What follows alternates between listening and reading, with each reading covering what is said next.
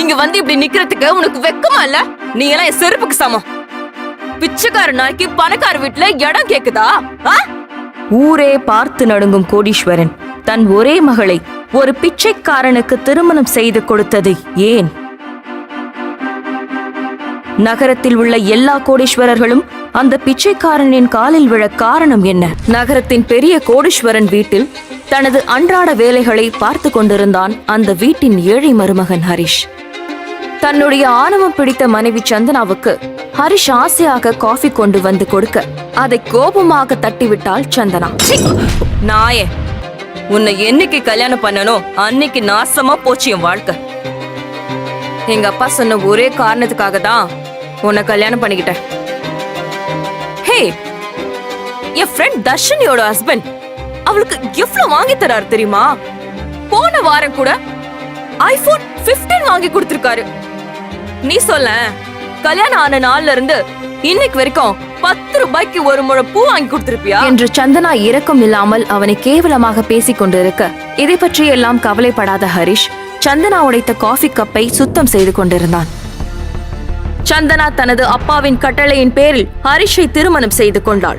அவன் ஒரு மிகப்பெரிய பிசினஸ் மேன் என்று கூறி அவளுக்கு திருமணம் செய்து வைத்தார். ஆனால் உண்மையில் அவன் ஒன்றுக்கும் ஆகாத பிச்சைக்காரன் என்று தெரிந்து மிகவும் ஏமாற்றம் அடைந்தாள். தனது தந்தையே தனக்கு இப்படி ஒரு துரோகத்தை செய்வார் என்று அவள் நினைத்தும் பார்த்ததில்லை. அதனால் தனக்கு திருமணம் நடந்ததை வீட்டை தவிர யாருக்கும் தெரியக்கூடாது என்று நிபந்தனை விதித்திருந்தாள். ஹரிஷ் சந்தனா வீட்டில் ஒரு குடும்ப உறுப்பினராகவே வாழ்ந்து வந்தான். ஆனால் அவை எல்லாம் பேருக்காகத்தான். அந்த வீட்டில் ஒருவர் கூட ஹரிஷை மதிப்பதில்லை. சில சமயங்களில் சமையல் அறையிலும் சில சமயங்களில் நாயிருக்கும் அறையிலும் படுத்துக் கொள்வான். அவனுக்கு அவைதான் மாளிகை. சாரி ஸ்னேகா, என் ஹஸ்பண்ட் மட்டும் ஊர்ல இருந்திருந்தா இந்நேரம் உனக்கு கண்டிப்பா இன்ட்ரோடியூஸ் பண்ணி வச்சிருந்திருப்பேன். அவர் தான் ஊர்லயே இல்லையே, அவர் ஃபாரின்ல இருக்காரு. என்ன பண்றது? வேலை வேலை வேலைன்னு அவரை போட்டு வாட்டி எடுக்கிறாங்க தெரியுமா என்று சந்தனா தன்னை பற்றி அவளது தோழியிடம் கிண்டல் அடிப்பதை கேட்டுக்கொண்டே அதை பொருட்படுத்தாமல் சமைத்துக் கொண்டிருந்தான் ஹரிஷ். என்னோட ஹஸ்பண்ட் நியூ இயர் கிஃப்டா எனக்கு 8 லட்சம் ரூபாய்க்கு டைமண்ட் நெக்லஸ் வாங்கி தந்திருக்காரு. வாட்? வாவ் டி, எனக்கு உடனே போட்டோ எடுத்து அனுப்பு, நான் பார்க்கணும். கண்டிப்பா அனுப்புறேன். ஆமா, உன் ஹஸ்பண்ட் உனக்கு என்ன கிஃப்ட் கொடுத்தாரு? ஸ்னேகா கேட்ட இந்த கேள்வி சந்தனாவை ஹரிஷின் மேல் கோபப்பட வைத்தது. கரெக்டா ஆஃப் பண்ணிட்டேன் சந்தனா. ஹோ சூப்பர். பீச்ல செல வச்சிடலாமா? என்ன சந்தனா, எப்ப பார்த்தாலும் என்ன திட்டிகிட்டே இருக்க? நான் உன்னை எவ்வளவு லவ் பண்றேன் தெரியுமா? ஹோ, லவ் பண்றியா? ஓகே ஓகே, அப்படின்னா ஒரு பண்ணு. நியூ இயர் வருதுல்ல, எனக்கு ஒரு கிஃப்ட் வாங்கி கொடு. பிச்சை காசு 1000-2000 ரூபாய்க்கு இல்ல, லட்சக்கணக்குல. என்ன, உன்னால முடியுமா? ஆனா சந்தனா, என்கிட்ட அவ்வளவு காசு எங்க இருக்கு? அது மட்டும் இல்லாம அவ்வளவு காசெல்லாம் நான் என் கண்ணால கூட பார்த்தது கிடையாது. இதெல்லாம் இப்ப யோசிச்சு என்ன பிரயோஜனம்? கல்யாணத்துக்கு முன்னாடி யோசிச்சிருக்கணும். கட்டின பொண்டாட்டிக்கு ஒரு கிஃப்ட் கூட வாங்கி தர முடியல. நீ எல்லாம் ஒரு ஆம்பளை என்று கூறிவிட்டு கோபமாக சந்தனா கிச்சனை விட்டு வெளியேறினாள். அவள் கேட்டதில் அதிர்ச்சியில் என்ன செய்வதென்று தெரியாமல் படபடத்து போனான் ஹரிஷ். சந்தனா பேசியது ஹரிஷின் காதுக்குள் எதிரொலித்துக் கொண்டே இருந்தது. எந்நேரமும் அதை பற்றியே யோசித்துக் கொண்டிருந்தான் ஹரிஷ். சந்தனாவின் வீட்டில் புத்தாண்டு பார்ட்டி சிறப்பாக நடந்து கொண்டிருந்தது. பல விஐபிகளும் பணக்காரர்களும் கலந்து கொண்டிருந்தனர். அப்பொழுது ஹரிஷ் அனைவரின் முன்னிலையிலும் சந்தனாவுக்கு ஒரு பரிசினை கொடுத்தான். ஹரிஷ் பெரிதாக என்ன பரிசு கொடுக்க போகிறான் என்று எந்த ஆச்சரியமும் இன்றி அவன் நம்பிக்கையோடு அதை பிரித்து பார்த்த சந்தனா அந்த பெட்டியின் உள்ளே ஒரு அழகான காஸ்ட்லியான டைமண்ட் வாட்ச் இருந்ததை பார்த்து திகைத்து போனாள். இது பிரான்ஸ்ல தயாரிக்கிறது. இதோட மினிமம் பிரைஸ் ரேஞ்சே ஒரு 3 கோடி இருக்கும். இது உனக்கு எப்படி கிடைச்சது? டூப்ளிகேட்டா இல்ல திருட்டிட்டு வந்தியா என்று அவனை அசிங்கப்படுத்த ஏமாற்றத்துடன் சிறு புன்னகையோடு திரும்பிச் சென்றான் ஹரிஷ். அவன் சென்றவுடன் அந்த வாட்சினை குழப்பத்துடன் பார்த்து கொண்டிருந்தாள் சந்தனா. இதை பார்த்த அங்கிருந்த அனைவரும் அதிர்ச்சியில் இருக்க சந்தனாவின் அம்மா மட்டும் அந்த பிச்சைக்காரன் ஒரிஜினல் வாட்ச் கொடுக்க வாய்ப்பே இல்லை என்று கூற அதை பற்றி யோசித்துக் கொண்டே குழப்பத்தில் மூழ்கி போனாள் சந்தனா. சந்தனா அன்று இரவெல்லாம் தூங்காமல் தன் கையில் அந்த காஸ்ட்லியான வாட்சை பார்த்தபடி யோசித்த வண்ணம் இருந்தாள். எப்படி இவனால இவ்ளோ காஸ்ட்லியான ஒரு கிஃப்ட கொடுக்க முடிஞ்சுது? நாளைக்கு வேலையா வாட்ச் ஷோரூமுக்கு போய் இதை கன்ஃபார்ம் பண்ணிடணும். மறுநாள் மிகவும் ஸ்டைலான உடை அணிந்து சந்தனா அந்த வாட்ச் ஷோரூமின் கண்ணாடி கதவை திறந்து கொண்டு உள்ளே நுழையும் பொழுது அவளுடைய கையில் இருக்கும் வாட்ச் ஜொலித்தது. சந்தனாவின் கையில் அந்த வாட்சை பார்த்ததும் நாய்க்குட்டி போல ஓடி வந்த அந்த சேல்ஸ்மேன் அவளுடைய முகத்தை பார்க்காமல் அவள் கையில் இருக்கும் வாட்சை பார்த்தபடி மரியாதையாக அவளை அமர வைத்து பேச ஆரம்பித்தான். சந்தனா தன் கையில் இருக்கும் வாட்சை காட்டி அந்த சேல்ஸ்மேனிடம் பேச ஆரம்பிக்க அதற்குள் அங்கு வந்த ஷோரூம் மேனேஜர் சந்தனாவிடம், மேடம், நீங்க ராஜேஸ்வரன் சார் குடும்பத்தை சேர்ந்தவங்களா? You mean the great businessman Mr. Rajeswaran? Yes. அவரை இது வரைக்கும் யாரும் பார்த்தது கூட இல்ல. ஆல்சோ அவர்கிட்ட அப்பாயின்மெண்ட் வாங்கணும்னாலே மினிமம் 6 months வெயிட் பண்ணணும். நான் ஆச்சு அவரை பாக்குறதாச்சு. ஆமா, என்கிட்ட எதுக்கு இதெல்லாம் கேக்குறீங்க? இல்ல மேடம், உங்க கையில கட்டிருக்கீங்களே இந்த வாட்ச், இது ஒரு ஸ்பெஷல் எடிஷன். இந்த வாட்ச்ல இருக்கிற டைமண்ட் டிசைன் இது எல்லாமே ஒரிஜினல்ல மட்டும்தான் இருக்கும். அது மட்டும் இல்லாம இந்த வாட்ச் நேத்து தான் ரிலீஸ் ஆயிருக்கு. இந்தியாலே பாத்தீங்கன்னா 2 வாட்ச் தான் சேல் ஆயிருக்கு. அதுவும் ராஜேஸ்வரன் சார் குடும்பத்தை சேர்ந்தவங்க தான் வாங்கியிருக்காங்க. அதான் கேட்டேன் மேடம். அந்த வாட்ச் ஷோரூம் மேனேஜர் இவ்வாறு கூற எதையும் நம்ப முடியாத சந்தனா குழப்ப மிகுதியில் அப்படியே அமைதியாக யோசித்தபடி இருந்தாள். சில நாட்களில் அதை பற்றி மறந்தே போன சந்தனா அன்று வழக்கம் போல் அலுவலகம் செல்ல தயாரானார். ரவி, ரவி, இன்னைக்கு முக்கியமான மீட்டிங் இருக்கு. இந்த ஆபீஸ் பாய் வர எங்க போனா? அப்பொழுது ஹரிஷ் வீட்டை துடைத்துக் கொண்டிருப்பதை பார்த்த அவள், தண்டசோரு, சும்மா தானே இருக்க வீட்ல? எனக்கு மீட்டிங்க்கு டைம் ஆயிடுச்சு. என் ஃபைல்ஸ்லாம் தூக்கிட்டே உடனே ஆபீஸ்க்கு வா. ஏய், சீக்கிரம் வந்து தொலை, லேட் பண்ணிடாத. ஏற்கனவே உன்னால படாத பாடுபட்டு இருக்கேன் என்று அவள் சொன்னவுடன் அந்த ஃபைலை பரபரப்பாக தேடி எடுத்துக்கொண்டு அவளுடன் காரில் ஏறிச் செல்ல வேக வேகமாக ஓடி வந்தான். சந்தனா! ஆனால் சந்தனா அவனுக்காக காத்திருக்காமல் திமிராக காரை ஓட்டிச் சென்றாள். அதை பார்த்து தனது நிலைமையை தெரிந்து கொண்ட ஹரிஷ் அங்கிருந்து தனது பழைய பைக்கில் புறப்பட்டான். வேகமாக தன்னுடைய ஆபீஸிற்குள் நுழைந்த சந்தனா ஹரிஷுக்கு போன் செய்து, எங்க போய் தொலைச்ச? எங்க இருக்க? இல்ல, 2 நிமிஷத்துல நான் உள்ள இருப்பேன் சந்தனா. சரி, சீக்கிரமா வா. இரிட்டேட் பண்ணிட்டு இருக்கான். சந்தனா அசோக்கை கேஷுவலாக ஹக் செய்வதை பார்த்த கடுப்பில் உள்ளே நுழைந்த ஹரிஷை ஒரே சொடுக்கில் வெளியே நிற்க செய்தாள் சந்தனா. சந்தனா, எங்க போயிருந்த? நான் உனக்காக 1 hour வெயிட் பண்ணிட்டு இருந்தேன். சாரி அசோக், மார்னிங் வீட்ல இருந்து கிளம்புறதுக்கே லேட் ஆயிடுச்சு என்று சந்தனா பேச பேச அவளை குறும்புடன் பார்த்து ரசிக்கும் அசோக் அவளை கவரும் விதமாக பேச சந்தனா அலட்டிக் கொள்ளாமல் அதை ரசித்துக் கொண்டிருந்தார்.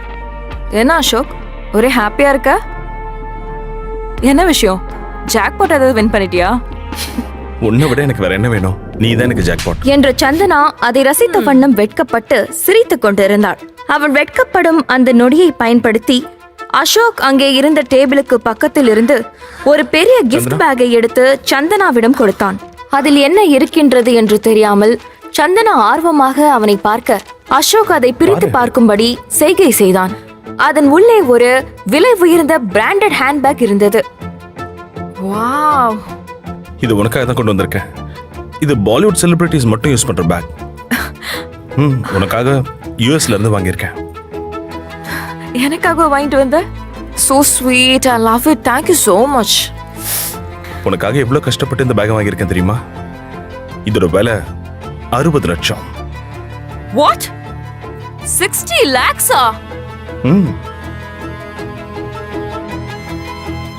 ஏய், பாலிவுட் செலிபிரிட்டிஸ்னா தீபிகா படுகோன் வச்சிருக்க அதே பேக் தானே இது? எக்ஸாக்ட்லி.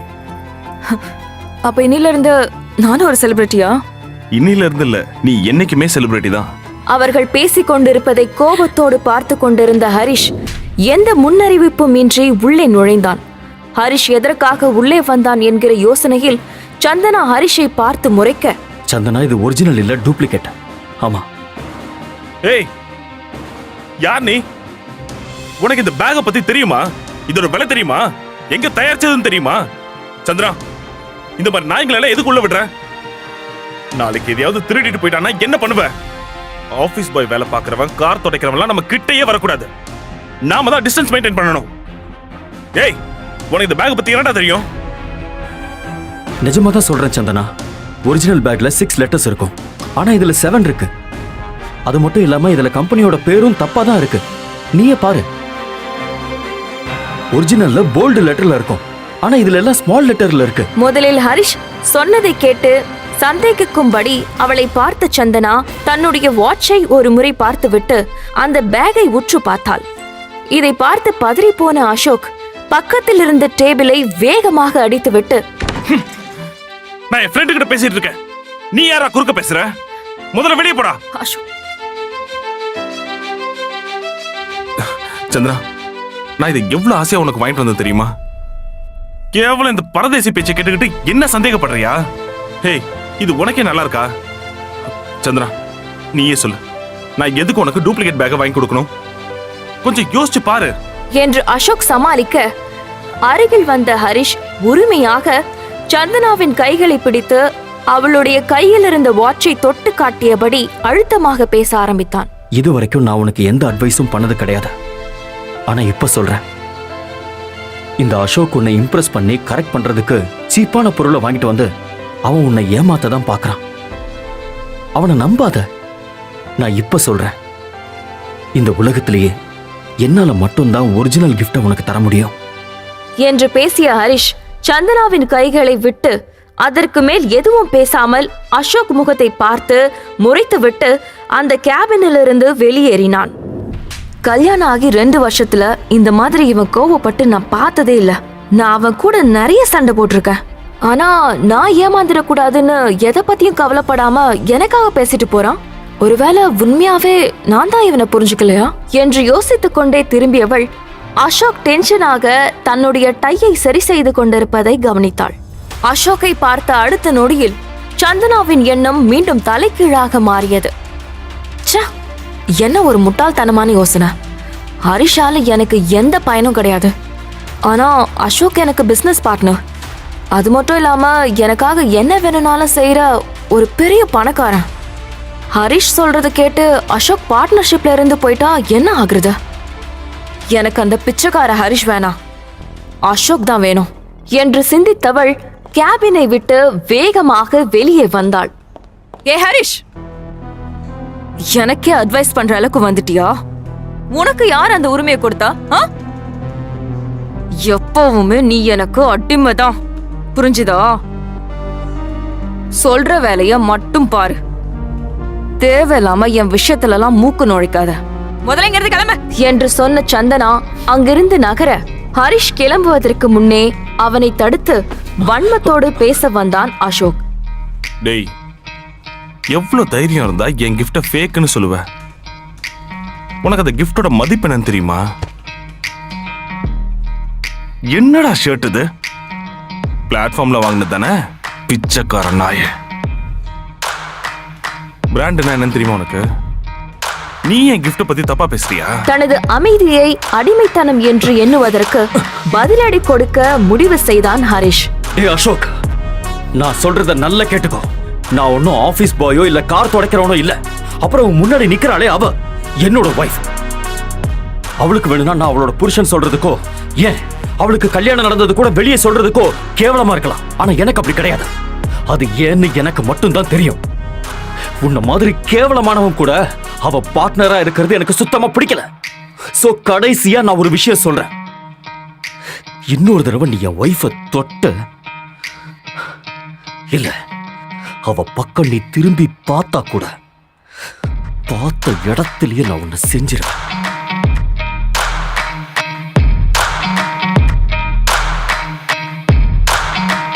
ஹரிஷின் இதுவரை அவள் பார்க்காத இன்னொரு முகத்தை பார்த்து மிரண்டு போனாள் சந்தனா. அப்பொழுது இந்தியாவிலேயே மிகப்பெரிய கோடீஸ்வரரான ராஜேஸ்வரனின் PA அழைத்தார். சார், இன்னைக்கு ஒரு முக்கியமான கிளையண்டோட மீட்டிங் அரேஞ்ச் பண்ணிருக்கேன். அட்ரஸ் உங்களுக்கு வாட்ஸ்அப் பண்ணிருக்கேன், பாருங்க. அதை விட முக்கியமான 2 வேலை இருக்கு பிரகாஷ். அதை நீங்க எனக்காக பண்ணி தரணும். சொல்லுங்க சார், என்ன பண்ணணும்? First one, Hermes brand ladies handbag எனக்கு உடனே வேணும்.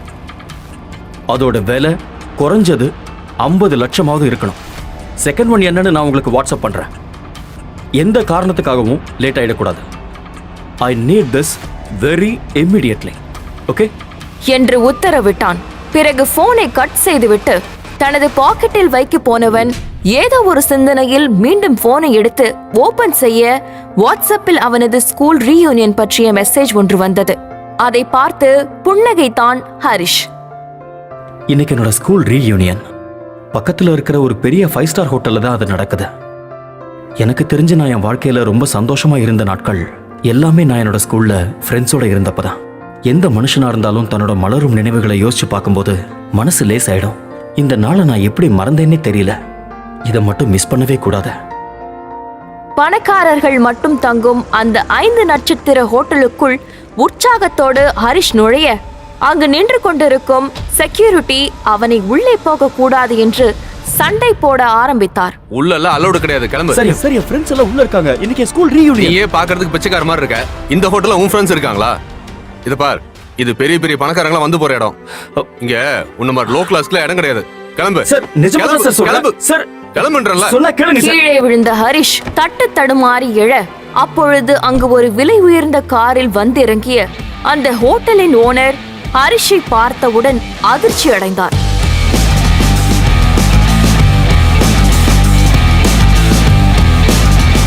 ஹரிஷ் சார்.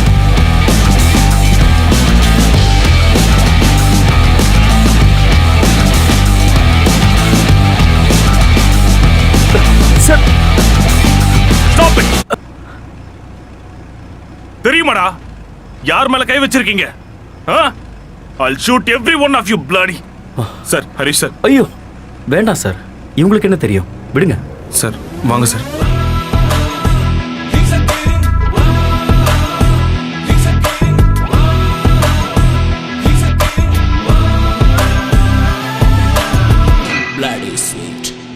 கண்டிப்பா நான் நினைக்கிற மாதிரி இவன் ஒரு அனாதை கிடையாது.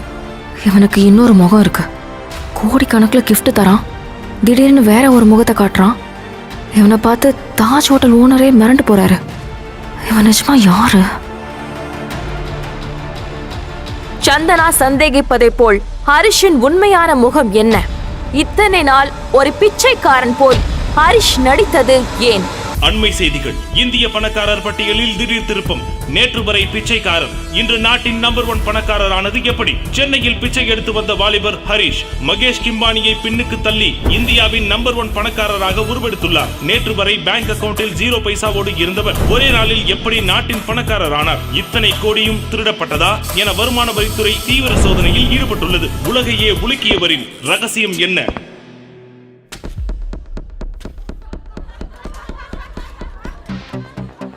பெரிய நட்சத்திர ஹோட்டலில் நடந்து கொண்டிருந்த அந்த இரவு விருந்தில் அந்த விருந்துக்கு கொஞ்சம் கூட சம்பந்தம் இல்லாத ஒரு இளைஞன் சாதாரண உடையணிந்து நின்று கொண்டிருந்தான். அப்பொழுது அவனை பார்த்து அங்கு போதையில் இருந்த ஒரு பணக்காரன், ஆளுங்களா யூனிஃபார்ம் போட்டு சர்வ் பண்றாங்க, உனக்கு என்ன, நீ போடலையா? சார் நான் ரிப்பீட்.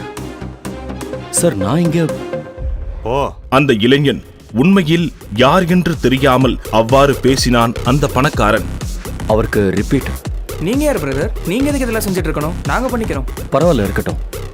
என்னோட ஃபேமிலி ஃபங்க்ஷன் தான், நானே கொடுக்குறேன். எடுத்துக்கோங்க. தேங்க்யூ. ரியலி? லாஸ்ட் டைம் நடந்த பார்ட்டியை நீ Sir. மிஸ் பண்ணிட்டேன்னு தோணுது. Cubes. Yeah, how is your business? Yeah, everything is going good, Really? sir. Yeah, Good. I know Sir. that, sir. நான் கூட ரீசெண்டா ஒரு டீல் முடிச்சேன். ஏய், எனக்கு மட்டும் சர்வ் பண்ணிருக்க, மற்றவங்களுக்கும் சர்வ் பண்ண. Yeah, sir. அப்புறம் போயா. ஹரிஷ் அந்த விருந்தினை அளிக்கும் ஏஜே குரூப்ஸின் மருமகன் தான். அது எப்படி? யார் போய் சொல்லியும் ராஜேஸ்வர் குரூப்போட சிஇஓ கேட்காதவரு இவ போனதும் டீல்ல சைன் பண்ணிட்டாங்க. எனக்கு என்னமோ சரியா படல. ஏதோ சொல்லுவாங்களே அட்ஜஸ்ட்மெண்ட் அப்படி இப்படின்னு, அப்படி ஏதாவது பண்ணிருப்பா. ஆளும் பார்க்க சும்மா தலை தலந்து தான் இருக்கா. அப்பொழுது விருந்தினர்களுக்கு ஜூஸ் கொடுத்து கொண்டு வர அதை கவனித்த 2 பெண்மணிகள் அவனை பற்றியும் அவனுடைய மனைவியான சந்தனாவை பற்றியும் புறம் பேசிக் கொண்டிருந்தனர். ஊர்ல அப்படி ஒன்று சொல்லுவாங்களே, ஒன்றும் இல்லாதவனுக்கு பொண்டாட்டியா இருக்கிறத விட உனக்கே புரியும். ஊர்ல இருக்க பெரிய பெரிய கெஸ்ட் எல்லாம் வந்திருக்காங்க. முகத்தை கூட காட்டாம அப்படி இங்க வந்து என்ன பண்ணிட்டு இருக்க? என்ன ஆச்சு உனக்கு? என்ன ஆகணும்? தமிழ்நாட்டுல இருக்கிற பெரிய பெரிய பணக்கார ஃபேமிலிஸ்லயே என்னுடைய ஏஜே ஃபேமிலி ஒண்ணு. அது வரைக்கும் எனக்கு பெருமையா தான் இருந்துச்சு. அந்த பெருமைக்கெல்லாம் காரணம் எங்க அப்பா. அவர் சொன்னாருங்கிற ஒரே ஒரு காரணத்துக்காக தான் என்ன ஏதுன்னு ஒரு வார்த்தை கூட கேட்காம அனாதையா பிச்சைக்காரனான்னு கூட பார்க்காம அந்த ஹரிஷ போய் கல்யாணம் பண்ண. ஆனா பாத்தியா அவனும் அவன் போட்டிருக்க ட்ரெஸ்ஸும். ஹரிஷ் வந்து நின்றதை எதிர்பார்க்காத அந்த 2 பெண்மணிகளும் ஒரு நிமிடம் அதிர்ந்து போயினர். Drinks ma'am. இந்த மாதிரி ஒருத்தன் கையில என்ன புடிச்சு கொடுத்துட்டு எங்க அப்பா அவர் பாட்டுக்கு போய் சேர்ந்துட்டாரு. என் சொந்த வீட்லயே யாரும் அதுக்கப்புறத்துல இருந்து என்ன மதிக்கிறதே இல்ல. அப்படின்னு நீ தான் நினைச்சிட்டு இருக்க சந்தனா? உன் மேல நம்பிக்கை இல்லாம உங்க பாட்டி உனக்கு இவ்ளோ பெரிய வாய்ப்பை கொடுத்திருக்காங்க. அதுவும் இது சாதாரண வாய்ப்பு இல்ல. தமிழ்நாட்டோட நம்பர் 1 பிசினஸ் குடும்பமான ராஜேஸ்வர் குடும்பத்தோட 500 கோடி ரூபாய் டீலு. பல வருஷமா யாரும் முயற்சி பண்ணியும் முடிக்க முடியாத ஒரு விஷயத்த நீ முடிச்சிட்டு வந்திருக்க. இதனால உன் ஃபேமிலி பிசினஸ் எவ்வளவு பெருசா எக்ஸ்பேண்ட் ஆகணும் உனக்கு தெரியுமா? இதெல்லாம் உனக்கு பெருமை தானே? ஐயோ, அதுதான் பிரச்சனையே. இந்த டீல் எனக்கு எப்படி கிடைச்சதுன்னு கேட்டா கூட பரவாயில்ல. என் சொந்தக்காரங்களே என்ன சந்தேகப்பட்டு இருக்காங்க. ஆனா உண்மையிலேயே எந்த ரகசியமும் இல்ல. நான் போய் கேட்ட உடனே அந்த டீலை ஓகே பண்ணிட்டாங்க. ஆனா எல்லாரும் என் நடத்திய சந்தேகப்படுறாங்க. நீ ஏன் இப்படி யோசிக்கிற? அப்படிலாம் யோசிச்சிருந்தா உன் பாட்டி இவ்ளோ பெரிய பார்ட்டி அரேஞ்ச் பண்ணி கொடுத்திருப்பாங்களா? புரிஞ்சுக்கோ ப்ளீஸ். வா போலாம்.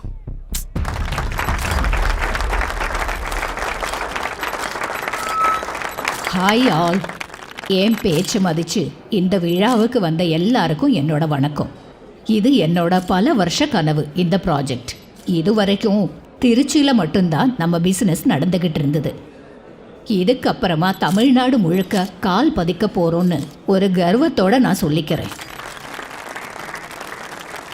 பல வருஷங்களா முயற்சி செஞ்சும் நடக்காத இந்த டீலை சந்தனா ஃபர்ஸ்ட் மீட்டிங்கிலேயே எப்படி முடிச்சு கொடுத்தாங்கிற அந்த ரகசியத்தை எல்லார்கிட்டையும் சொல்லும்படி கேட்டுக்கிறேன். ஓரமாக உட்கார்ந்திருந்த ஹரிஷ் உட்பட அத்தனை பேரும் கைத்தட்டி வாழ்த்துக்களை தெரிவித்தனர். நான் எப்படி இந்த டீலை முடிச்சேன்னு பாட்டியும் சந்தேகப்படுறாங்களா என்ன? எல்லாரும் இப்படியே தப்பா நினைச்சா நான் என்ன பண்ணுவேன்? அந்த பாட்டிலை திறந்து அத்தனை பேரின் கவனத்தையும் தன் பக்கம் திருப்பியது சந்தனாவின் மாமா விக்ரம் தான். ஒரு நிமிஷம், இது ஃபேமிலி ஃபங்க்ஷன் நினைச்சேன். பாராட்டு விழாவா எப்போ மாறுச்சுன்னு தெரியலையே. என்ன உளர்ற விக்ரம்? சந்தனா பண்ணது எவ்வளவு பெரிய விஷயம். இதுக்குத்தானே இவ்வளவு நாம எல்லாரும் தவம் கிடந்தோம். ஆமாமா, நீங்க சொல்றதெல்லாம் சரிதான். சந்தனாவால தான் இந்த ப்ராஜெக்ட் கிடைச்சதுங்கிறது எவ்வளவு உண்மையோ அதே மாதிரி சந்தனாவால மட்டும்தான் இந்த ப்ராஜெக்ட் கிடைச்சதுன்னு சொல்றது எங்க எல்லாருடைய உழைப்பையும் கொச்சப்படுத்துற மாதிரி இருக்கு. அண்ட் ஒன் மோர் திங், தொடர்ந்து ராஜேஸ்வர் குரூப்பை புஷ் பண்ணிக்கிட்டே இருந்தோம். அவங்க அதை பார்த்துட்டு இன்னைக்கு அந்த டீல்ல சைன் பண்ணிருக்காங்க. அஃப்கோர்ஸ் சந்தனாவுடைய உழைப்பும் இதுல இருக்கு. ஆனா அதை தவிர்த்து இதுல வேற எதுவும் ஸ்பெஷலா இல்ல. சந்தனா இந்த டீலை ஓகே பண்றதுக்காக அவங்க ஏதாவது ஸ்பெஷல் டிமாண்ட் வச்சாங்க? அப்படிலாம் எதுவும் இல்ல. பாத்தீங்களா, இதெல்லாம் நம்ம பில்டப் தான். எல்லாத்துக்கும் மேல சந்தனாவை நம்பி இந்த ப்ராஜெக்ட கொடுத்திருக்கிறது சரியான முடிவு தான். ஆனா கொஞ்சம் அவசரமான முடிவு. அது வேற யாரும் இல்ல, சந்தனாவோட மாமா விக்ரம் தான். அனுராதா பாட்டியோட மகன். ரொம்ப நாளா ராஜேஸ்வர் குரூப்போட சேர்ந்து பிசினஸ் பண்ணணும்னு ரொம்ப ட்ரை பண்றாப்ல. ஒன்னும் ஒர்க் அவுட் ஆகல. ஆனா சந்தனா போனா டீல் ஓகே ஆயிடுச்சு. அது நம்ம விக்ரம்க்கு சுத்தமா பிடிக்கல போல. குறை சொல்றதுக்காக இல்ல. லுக் தேர், சந்தனாவுடைய ஹஸ்பண்ட். இந்த வீட்டோட மாப்பிள்ள ஹரிஷ பாருங்க. இவ்வளோ பெரிய இடத்துல இவ்வளோ பெரிய பார்ட்டி நடக்குது. எப்படி ட்ரெஸ் பண்ணிருக்காரு பாருங்க. வெகுளியா இருக்காரு. இது நம்ம ஏஜே ஃபேமிலியோட கௌரவம்னு கூட தெரியாம பாவமா இருக்காரு. அட்லீஸ்ட் சந்தனாவாவது இதை கவனிச்சிருக்கலாம். சொந்த புருஷனை நல்லா கவனிச்சுக்கிறதுக்கும் பாத்துக்கிறதுக்கும் ஒரு பக்குவம் தேவை. இது கூட தெரியாத சந்தனா நம்ம குடும்பத்தையே தூக்கி நிறுத்த போற இந்த ப்ராஜெக்ட தனி ஆளா எப்படி ஹேண்டில் பண்ண முடியும்? நீங்க நல்லா யோசிங்கம்மா. ப்ராஜெக்டை சைன் பண்றது ரொம்ப ஈஸி, ஆனா அதை பெஸ்டா முடிச்சு கொடுக்கறது தான் ரொம்ப கஷ்டம். நான் இந்த மாதிரி நிறைய ப்ராஜெக்ட்ஸை நல்லபடியா முடிச்சிருக்கேன். சந்தனாவை நம்பி எப்படிமா நீங்க இந்த ப்ராஜெக்டை Stop it! யாரும் தந்திரமா பேசி என்னோட உழைப்ப திருடி பேர் வாங்க ஆசைப்பட வேண்டாம். அது நான் கண்டிப்பா விட மாட்டேன். மாமா, எங்க அப்பாக்கு நீங்க பண்ண துரோகத்தை நான் இன்னைக்கு வரைக்கும் மறக்கவே இல்ல, மறக்கவும் மாட்டேன்.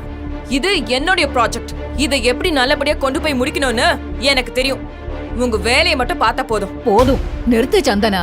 இத்தனை பேர் இருக்கிற இடத்துல பெரியவங்கள இப்படிதான் பேசுவாங்களா? விக்ரம் சொன்ன மாதிரி உனக்கு பக்குவமே இல்ல. விக்ரம், நீ பொறாமேல பேசுறேன்னு தான் நான் நினைச்சேன். ஆனா உன்கிட்ட தெளிவான காரணம் இருக்கு. நீ சொல்றபடியே சந்தனா முதல்ல ஹரீஷ ஒழுங்கா மாத்தட்டும். அவ பேசுனதுக்கு நீ எதுவும் தப்பா எடுத்துக்காது. சின்ன பொண்ணுமா, விடுங்க. நியாயமா பார்த்தா இத்தனை வருஷமா இந்த ப்ராஜெக்ட்டுக்கு கஷ்டப்பட்டது விக்ரம் தான். சோ இன்னையில இருந்து இந்த ப்ராஜெக்டோட முழு பொறுப்பை நான் விக்ரம் கிட்ட ஒப்படைக்கிறேன். Let's all welcome Vikram. அத்தனை பேரும் கைத்தட்டி ஆரவாரம் செய்ய சந்தனா மட்டும் விக்ரமை முறைத்துக் கொண்டே அங்கிருந்து சென்றாள். அனுராதா ஒரு பெரிய பூங்கொத்தை எடுத்து விக்ரமுக்கு பரிசாக கொடுக்க சந்தனாவை வெறுப்பேற்ற ஆசைப்பட்ட விக்ரம் வேண்டுமென்றே கூட்டத்தினரை அழைத்து அவர்களை மகிழ்விக்கும் விதமாக பேசினான். இன்னைக்கு நான் ரொம்ப சந்தோஷமா இருக்கேன். உங்களுக்கு பிடிச்சதை வாங்கி சாப்பிடுங்க, உங்களுக்கு பிடிச்ச ட்ரிங்கை கேட்டு குடிங்க. The entire party's bill is on me. தெரியுதா? இங்க இருக்கிற எல்லா டேபிளுக்கும் ஒரு கிராண்ட் க்ரூ ஷாம்பைன் எல்லாருக்கும் கொடுங்க. Okay sir. ஆனா அந்த கடைசி டேபிள்ல உட்கார்ந்துட்டு இருக்கான் பாரு ஒரு பிச்சைக்காரன், அந்த நாய் டேபிளுக்கு மட்டும் எதுவும் போக கூடாது. புரிஞ்சுதா? அவன்லாம் பார்ட்டிக்கு வரவே தகுதி இல்லாதவன். சார், ஒரு விஷயம், அந்த ஒரு பாட்டில் 20 லட்ச ரூபா வரும். எல்லா டேபிளுக்கும் கொடுக்கணும்னா கோடிக்கணக்கில் ஆகுமே, பரவாயில்லையா சார்? யோ, நீ பேசிட்டு இருக்கிறது ஏஜே கம்பெனியுடைய புது சிஇஓ. Okay sir. ஓகே, சொன்னதை செய். Go go man. Party hot guys, party hot. டேபிளை நோக்கி சர்வர் வைன் பாட்டிலுடன் வந்து நிற்க ஹரிஷ் அதை வாங்காமல் மறுத்து பேசினான். ஆனால் உச்சகட்ட வெறுப்பில் இருந்த சந்தனா ஹரிஷ் பேச்சை கேட்காமல் குடிக்க ஆரம்பித்தாள். சார், நீங்க போங்க சார், உட்கார் போங்க. ஏய், எங்க போற? போய் 2 பாட்டில் கொண்டு வா போ. சந்தனா பேச்சை தட்ட முடியாத சர்வர் மீண்டும் அவளுக்கு பரிமாறினான். அதை அவளிடமிருந்து ஹரிஷ் பிடுங்க முயல சந்தனா கோபமடைந்தாள். சொன்ன கேளு. ஏய், போதும். இல்ல, நான் சந்தோஷமா இருந்தா உனக்கு பிடிக்காதா? அதெல்லாம் இல்ல. என்னடா வேணும் உனக்கு? இல்ல, உனக்கு என்னதான் வேணும்? நான் நாசமா போனோம் அதானே? அதெல்லாம் இல்ல. ஆனா எவனையும் விட மாட்டேன். டேய் புஷா, நீயும் சரி, என் உழைப்புல புடுங்கினா பாரு, அவனையும் சரி செய்வேன். இருக்க யாரையும் விட மாட்டேன். வச்சு செய்ய பாரு, எல்லாரையும் வச்சு செய்வேன். ஏன் கத்துற? யாரையும் விட மாட்டேன் நானு. எல்லாரையும் பழி வாங்குவேன். சர்வர் ஒருவன் விருந்துக்கு ஆன செலவை வாங்குவதற்காக கார்ட் ஸ்வைப்பிங் மிஷினுடன் வந்து நின்றான். இதுல பில்லோட சேர்த்து உன் டிப்ஸ் எவ்வளவு வேணாலும் ஸ்வைப் பண்ணிக்கோ. ஆனா அந்த நாய் இருக்கான் பாரு, அவன் டேபிள் பில்லை மட்டும் அவன்கிட்டே கலெக்ட் பண்ணிக்கோ.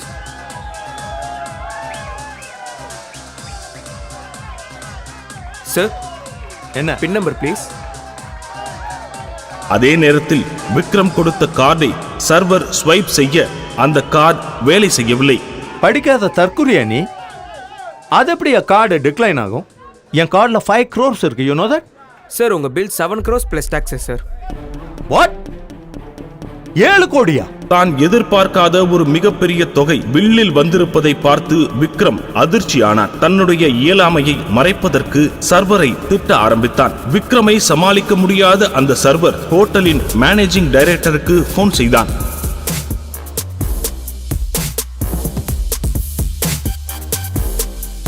என்ன நடக்குதுங்க? ஏன் இவ்வளவு சத்தம்? உனக்கு தெரியாது இதால நம்ம ரெputation போகும்னு? சார் தான் சார் பில் பே பண்ணாம பிரச்சனை பண்ணிக்கிட்டு இருக்காரு. I'm Deepak. I own this hotel. What's the problem? Vikram தன்னுடைய ஹோட்டலை குறை சொல்ல ஆரம்பிக்க சந்தேகப்பட்ட தீபக் பில்லை வாங்கி படித்து பார்த்தான். பிறகு பிரச்சனை விக்ரமிடம்தான் என்று புரிந்து கொண்டு, Mind your words. இந்த ஹோட்டல்ல மொத்தம் 4 floors இருக்கு. இந்த ஒரு ஃப்ளோர்ல மட்டும் தான் இவ்ளோ கம்மியான பட்ஜெட்ல பார்ட்டி நடக்குது. நீங்க கேட்ட இம்போர்ட்டட் வைன்ஸ் தான் நாங்க சர்வ் பண்ணிருக்கோம். அளவுக்கு மீறி நீங்க குடிச்சிட்டு எங்க கிட்ட சண்டைக்கு வரீங்களா? மரியாதையா பில்ல கட்டிட்டு போங்க. விக்ரம், சாரி தீபக், எனக்கு உங்களோட பேக்ரவுண்ட் தெரியும், ஆனா என் பையனுக்கு அது தெரியல.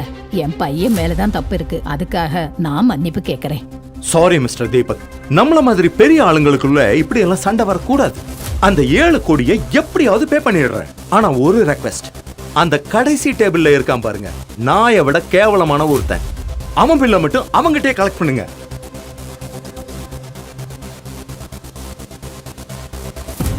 ஏய் மச்சி ஹரிஷ், ஏய் எப்படா இருக்க? என்னடா இது கோலம்? தி கிரேட் ராஜேஸ்வர் வீட்ல தானே இருக்கணும். இங்க என்னடா பண்ணிட்டு இருக்க? எங்க மச்சான் இருந்த இவ்வளவு நாளா? தமிழ்நாட்டோட டாப் பணக்காரன் இவன் ஏன் ஒரு மிடில் கிளாஸ் பையன் ஹரீஷ இப்படி சொந்தம் கொண்டாடுறான்? ஹரீஷ பார்த்து ஏன் அவன் ராஜேஸ்வர் வீட்டுல இருக்க வேண்டியவன்னு சொல்றான்? வெயிட்டர் சார், ஹரிஷ் என் ஸ்கூல் ஃப்ரெண்ட் தான். ஃப்ரீயா கொடுத்தா அவனுக்கு பிடிக்காது. அதனால இந்த டேபிளுக்கு மட்டும் 50% டிஸ்கவுண்ட் போடு. சொல்றேன்ல, போ. 50% டிஸ்கவுண்ட் போ. அப்படி பார்த்தா நாங்களும் உங்க ஃப்ரெண்ட் ஹரீஷோட ஃபேமிலி தான். எங்களுக்கும் 50% டிஸ்கவுண்ட் பண்ணி கொடுங்க தீபக். உங்க பையன் விக்ரம் தான் என் ஃப்ரெண்ட் தெருநாய் பொறுக்கி அப்படியெல்லாம் சொல்லிட்டு இருந்தார். இப்போ உங்க கோவம் ரோஷம் எல்லாம் 7 கோடி பில்லு பார்த்ததும் காணாம போயிடுச்சா? ஏ ஹரிஷ், ஸ்வைப் பண்ணு. எப்படியும் டிக்ளைன் தான் வரப்போகுது. Success sir, thank you. வாட்? ஏண்டா நீயும் பணக்கார ஃப்ரெண்டும் எங்களை அவமானப்படுத்தணும்னு இந்த மாதிரி பண்றீங்களாடா? தூக்குடா அவங்கள. ஏய் ஓ,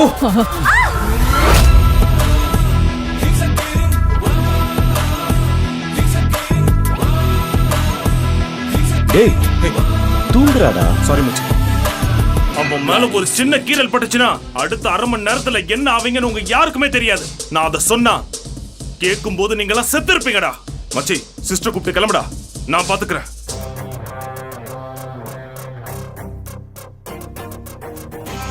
தீபக் சொன்னதை கேட்ட ஹரிஷ் அந்த இடத்தை விட்டு சந்தனாவுடன் நடக்க ஆரம்பித்தான். அத்தனை பேரும் மிரண்டு போய் அவனையே பார்த்து கொண்டிருந்தனர்.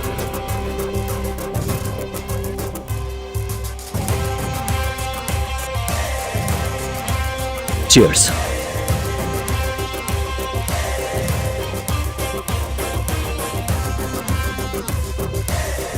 ஒரு கோடி பில் கட்டுற அளவுக்கு ஹரிஷ் கிட்ட ஏது பணம்? ஒருவேளை ஹரிஷ் பணக்காரனா இருந்தா அதை எதுக்காக அவன் பொண்டாட்டி சந்தனா கிட்ட மறைக்கணும்? அது மட்டும் இல்லாம அவன் ஏன் தினமும் பழைய ட்ரெஸ் போட்டுக்கிட்டு அவன் பொண்டாட்டி கிட்ட திட்டு வாங்கணும்? 5 ஸ்டார் ஹோட்டல் ஓனர் தீபக் ஹரிஷ பார்த்ததும் ராஜேஸ்வர் வீட்டுல இல்லாம இங்க என்ன பண்றன்னு ஏன் கேட்கணும்? தமிழ்நாட்டோட நம்பர் 1 பணக்கார குடும்பம் ராஜேஸ்வர் குரூப்ஸுக்கும் ஹரிஷுக்கும் என்ன சம்பந்தம்?